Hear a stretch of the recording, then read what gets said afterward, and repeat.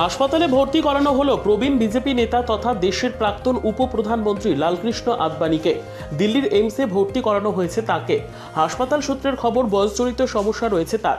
96 বছর বয়সী আদবানিকে বর্তমানে দিল্লির এইমসে বার্ধক্য বিভাগে রাখা হয়েছে। চিকিৎসকরা তার স্বাস্থ্যের দিকে নজর রাখছেন। ঠিক কী সমস্যার কারণে তাকে হাসপাতালে ভর্তি করানো হয়েছে তা এখনও জানা যায়নি। 2024 সালের শুরুতেই ভারত সরকারের তরফ থেকে তাকে ভারতরত্ন দেওয়া হয়। শারীরিকভাবে দুর্বল হওয়ায় আদবানির বাড়িতে গিয়ে তার হাতে ভারতরত্ন তুলে দেন রাষ্ট্রপতি দ্রৌপদী মুর্মু। 1927 সালের 8ই নভেম্বর পাকিস্তানের করাচিতে লালকৃষ্ণ আদবানির জন্ম। 1980 সাল থেকে তিনি বিজেপির সভাপতি পদে ছিলেন। প্রায় 3 দশক লম্বা রাজনৈতিক কেরিয়ারে বহু গুরুত্বপূর্ণ ভূমিকা পালন করেছিলেন তিনি। 1999 থেকে 2004 সালের মধ্যে অটল বিহারী বাজপেয়ীর প্রধানমন্ত্রী থাকাকালীন দেশের স্বরাষ্ট্রমন্ত্রী এবং উপপ্রধানমন্ত্রীও হয়েছিলেন আদবানি। নিজস্ব প্রতিনিধির রিপোর্ট, দুরন্ত টিভি।